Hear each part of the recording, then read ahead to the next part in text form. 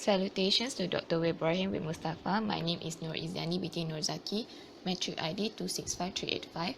For the case study of A192 DWRR 3123 Corporate Governance, we'll be discussing about Elon Musk big bets. For this video, I'll be discussing about the question number 1 and 2 of the case study. So for question 1, as a board member of Tesla, would you have voted for or against the merger with SolarCity and why? So as board members of Tesla, we would have voted no against the merger with the SolarCity with the information that we would have had at the time. So the information that would be available would show that SolarCity as a company was not profitable and had high operating losses, which according to the case study was totaling nearly 980 million for 2014 and 2015. As Tesla itself was not a profitable company and was going through financial struggles as well, it is illogical to combine the two companies through a financial perspective.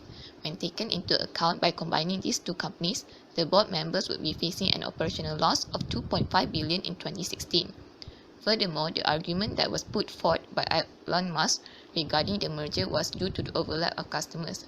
But according to a research done by JP Morgan, where the research notes that due to an absence of explanation of the commonality of the two companies' customers, the research could not determine the synergy that the two companies could create in order to cater to the two different customer bases.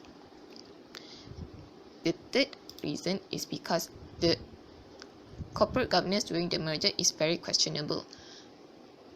A number of approval from shareholders are needed in order to proceed with the merger of SolarCity and Tesla, but due to conflicts of interest, the number of shareholders that needed to approve of the merger was considerably lower. In light of this, the merger of these two companies is questionable in terms of corporate governance, specifically the principle of independence and accountability. As noted beforehand, several board members on both companies could not vote for or against the merger due to them not having the independence from either of the company's side. In essence, the benefits or disadvantages of the merger could not be voiced out by these board members that could potentially affect the decision.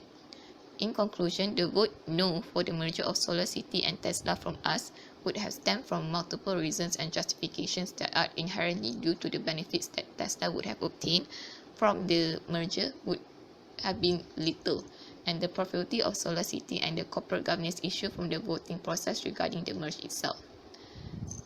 I'll be moving on to question 2. Question 2 is, by assessing Musk's strategy to build the Gigafactory, what are the pros and cons of building the largest factory in the world for batteries? So in order to assess Elon Musk's strategy of building a Gigafactory, there are several factors we need to assess. The two pros of building the Gigafactory is timing of the implementation and increasing of profitability. So for timing of the implementation, Elon Musk decided to build the Gigafactory is an offensive decision. It means that he decides to invest in a new facility is supported by a forward-looking approach. He wants to better the position of the company while leveraging the company's current strength of assembling batteries under one roof. The second pro is increased profitability. By building the largest factory in the world for batteries, they will increase the profit of the company. Battery usage is set to increase in various markets in the future. So Musk is aiming to be ahead of the game, and his focus is on how to be successful in future initiatives. The cons are multiple. There are 4 cons in this case study in building the Gigafactory. So the first con is high cost. This is an important component when considered the use in mass-produced consumer items, where any additional costs are an important issue. So the production of Gigafactory is producing the lithium-ion battery. Even though it could bring a lot of profit, it is at the time will be costly to the company. The second con is limited range, and energy efficient result is timely. So electric vehicles has a limited travel distance. Electric vehicles cost more than gasoline ones, and it takes a long time to charge. And there are not many choices to choose from. And lastly, there are not many available charging stations. That is the multiple reasons of the cons for limited range and energy efficient result. The third con is protection required. So batteries aren't as powerful as another rechargeable technology. It requires protection from being discharged too far and overcharged. Additionally to this, they need to have the current maintained within safe limits. The fourth cons is environmental impact.